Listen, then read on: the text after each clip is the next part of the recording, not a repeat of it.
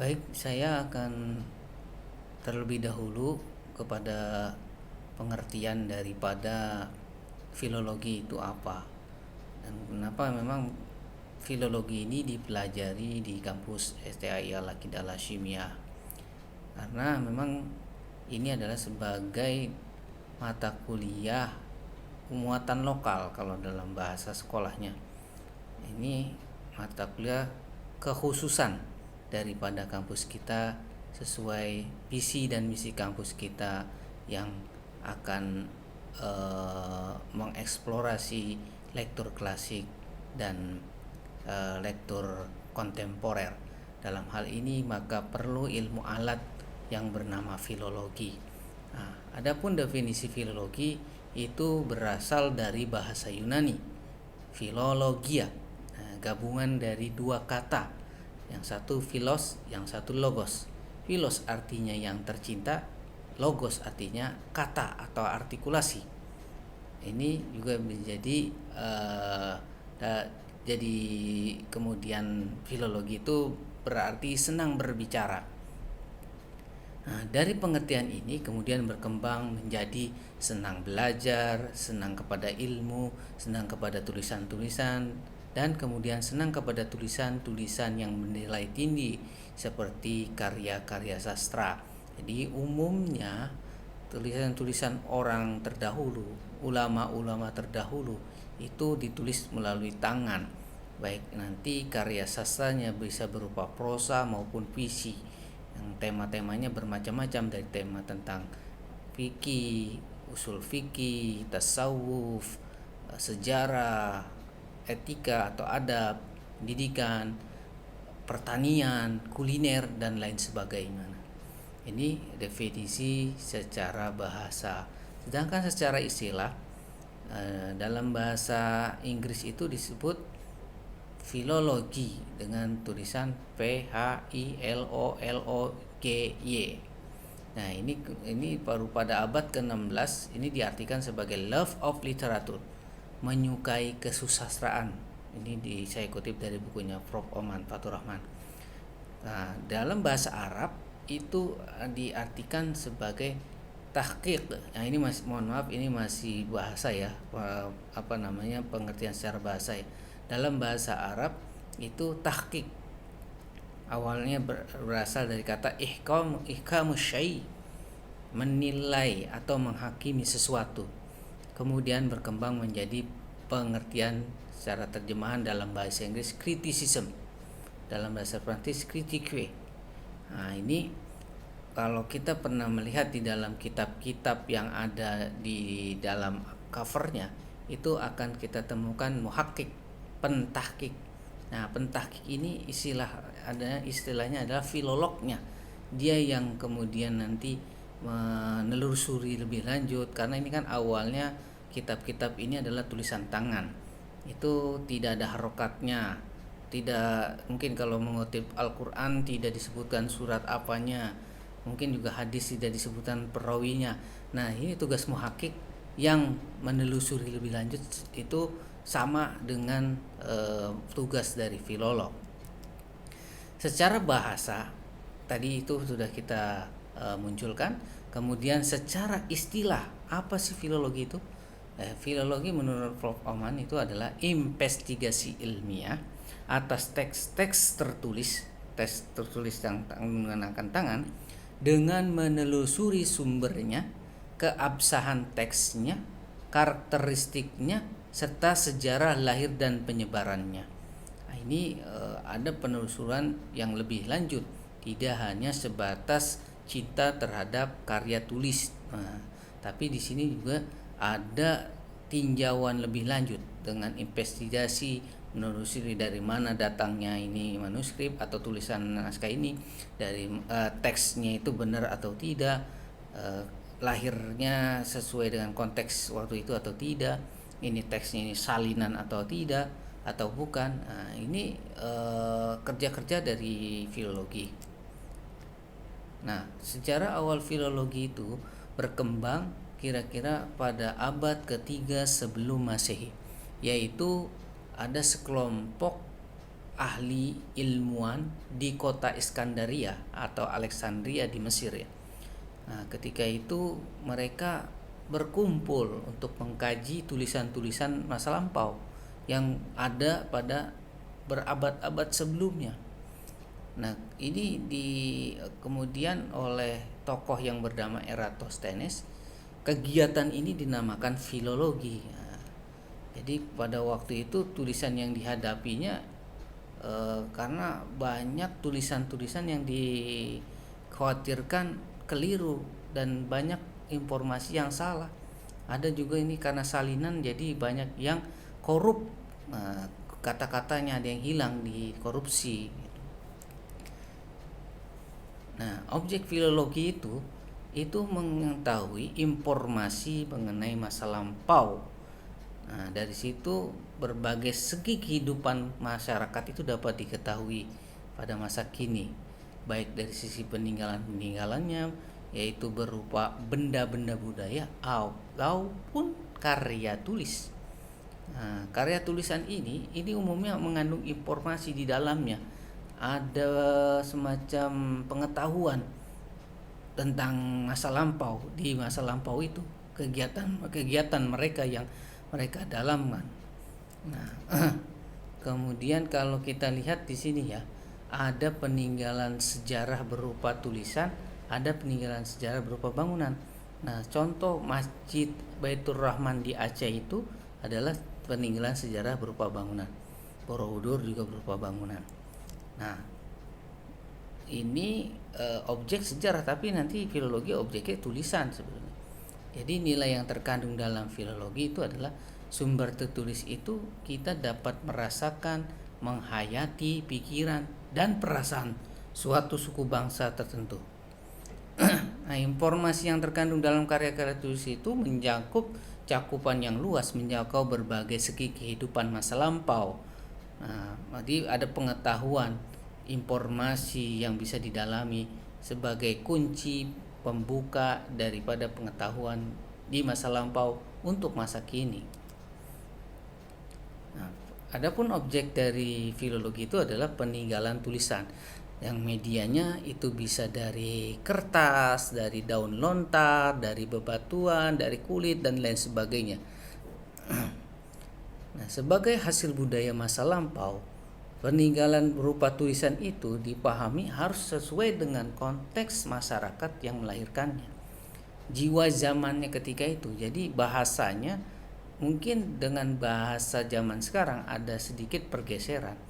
Karena itu kita harus memahami sejarah daripada masa lampau yang melingkupi kehidupan di masa lampau, sehingga tulisan-tulisannya itu kita bisa pahami sesuai dengan konteks zaman ketika itu. Inilah upaya kita untuk meneliti lebih lanjut apabila kita melihat naskah-naskah kuno. Nah, sebagai suatu disiplin, filologi ini mengandung informasi peninggalan tulisan di masa lampau. Jadi ini ada hasil konsep dari kebudayaan dihubungkan dengan buah pikiran, perasaan, kepercayaan, adat istiadat dan nilai-nilai yang berlaku dalam masyarakat ketika itu. Jadi ini adalah menjadi semacam kita ingin melihat, merekonstruksi sebuah konsep kebudayaan di masa lampau. Itu dengan melihat teks-teks di masa lampau pula. Nah, sumber-sumber tertulis tersebut banyak juga yang tidak terselamatkan, banyak naskah-naskah kita. Karena memang naskah kita ini karyanya bisa jutaan mungkin, yang di perpustakaan nasional itu hanya seberapa. Masih banyak di tangan kolektor, di tangan ahli waris, bahkan sebagian besar sudah di luar negeri, di Belanda, di Inggris, di Prancis, di Jerman.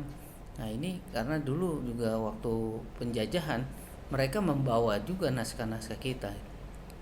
Nah, selain itu juga disebabkan karena faktor bergesernya kepemilikan agama. Contohnya ketika Sriwijaya waktu itu menjadi pusat kerajaan Buddha, ketika masuk Islam dan mendirikan kerajaan dan kemudian menggantikan kebudayaan Sriwijaya, itu otomatis pemelukan agama di masyarakat berubah sesuai dengan daripada konteks kerajaannya, sehingga akhirnya naskah itu tidak digunakan dan tidak dianggap tidak penting gitu. Yang kedua, ada kemungkinan juga karena tidak ada usaha untuk penyalinan kembali terhadap naskah tersebut terutama oleh penguasa baru. Nah, yang ketiga, bisa jadi informasi tulisan tersebut memang bertentangan dengan zamannya. Karena itu menyebabkan warisan tertulis tersebut akhirnya dimusnahkan karena nggak sesuai. Karena konversi agama baru itu menyebabkan agama yang lama ditinggalkan oleh pemeluknya, sehingga secara tidak langsung ini naskah-naskahnya tidak digunakan lagi. Kemudian ada kesalahan fatal dalam penelitian filologi. Yang pertama, kita tidak menguasai bahasa klasik. Nah, kalau kita mau paham betul tentang bahasa Melayu tempo dulu, kita bisa contohnya kita belajar dari film Upin dan Ipin. Itu semua konteks bahasa Indonesia ketika itu ya seperti itu Melayunya. Yang kedua, ketidakpahaman penyalin terhadap tulisan dan aksaranya. Ini penyalin ketika dia mau menulis ulang tulisannya kadang-kadang nggak paham apa maksud tulisannya, aksaranya juga apa, sehingga dia kadang-kadang beristihad sendiri. Nah, akhirnya menjadi ada perubahan dengan tulisan yang ditulis oleh pengarangnya langsung. Nah, yang ketiga, penyalin ini melakukan kajian pada bagian yang terpenting saja. Makanya muncul istilahnya ada ringkasan, mukhtasar. Udah mukhtasar diringkas lagi, mukhtasar jiddan, jadi kecil lagi. Yang keempat, ini peneliti itu kadang-kadang mendasarkan tafsiran hanya pada satu versi naskah. Nah, jadi tempo dulu itu tidak ada mesin fotokopi. Yang ada adalah ketika orang ingin tahu teks naskah tersebut, maka dia nulis ulang. Nah, kalau mesin cetak, mesin fotokopi itu semua pasti sama karena naskahnya sama dan tidak boleh beda, pasti sama itu. Tapi kalau penyalin ditulis ulang ada kemungkinan beda. Nah, ketika kita hanya meneliti pada satu sumber versi naskah saja, kan umpama nih tersebar naskah-naskah yang temanya sama, tapi kita hanya mengambil mendasarkan pada tafsiran satu versi naskah saja, itu akan menjadi kekeliruan dalam penelitian filologi ini. Karena itu perlu ada naskah perbandingan. Bisa jadi di halaman yang sama itu antar naskah berbeda. Makanya perlu pendalaman lebih lanjut. Kemudian, nah ini tugas peneliti filologi yang paling penting, mendapatkan kembali naskah itu tanpa cacat. Dengan cara apa? Yang pertama, mengkaji dengan memperbandingkan naskah salinan yang ditemukan. Nah, jadi tidak cukup dengan berhenti pada kita temukan satu naskah, kita harus cari di katalog perpustakaan. Misalnya tema tentang tentang kitabnya Syekh Daud Al-Fatani Idhohun Nikah itu. Nah, itu kita lihat di katalog-katalog, bukan hanya perpustakaan nasional, ada katalog dari Malaysia, katalog dari Brunei, dari Nusantara yang lain, atau dari negara-negara Eropa. Kita lihat kita kalau memang ada, sekarang kan banyak juga bentuk digitalnya, jadi kita bisa melihat mereka itu antar naskah ini ada yang berbeda atau tidak gitu.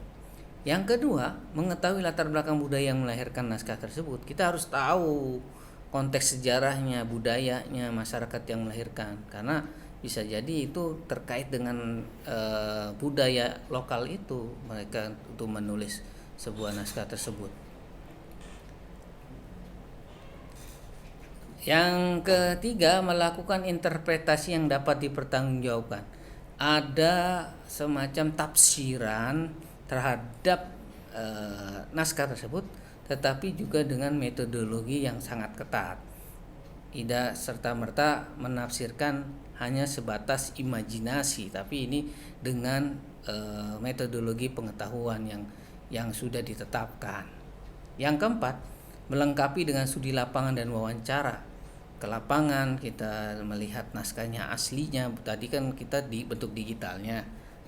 Kalau kita tadi ngelihat katalog, kita lihat langsung naskahnya itu. Karena kalau dengan lihat langsung kita bisa melihat posisi naskah kertas itu di dalamnya ada apa, kita terawang seperti uang itu, kalau di terawang ada gambarnya. Sama naskah itu juga kalau terawang bisa jadi ada gambar perusahaan, gambar misalnya gambar singa, itu perusahaan Belanda ya, perusahaan kertas maksudnya. Terus ada wawancara mungkin ke ahli waris atau mungkin ke ahli yang mengerti tentang tema itu bagian dari untuk merumuskan pengetahuan lebih lanjut. Nah, inilah sebagai pengantar materi filologi ini, bahwa materi ini diajarkan sebagai alat untuk kita memahami teks-teks di dalam naskah klasik. Naskah klasik itu usianya bisa ratusan, bisa ribuan gitu. Karena itu kita perlu mencermati lebih lanjut kontekstual dari kebahasaannya. Demikian uraian singkat pada kali ini, semoga bermanfaat. Mohon maaf tidak bisa bertemu tatap muka. Mudah-mudahan ini bisa menjadi wasilah kita untuk memahami karya-karya ulama kita di masa lampau yang tersebar di luas, sehingga kita bisa mempelajarinya, juga mengikuti menerapkan apa yang diajarkan oleh ulama-ulama kita. Saya akhiri, terima kasih. Wallahul muwaffiq ila aqwamit thoriq. Wassalamualaikum warahmatullahi wabarakatuh.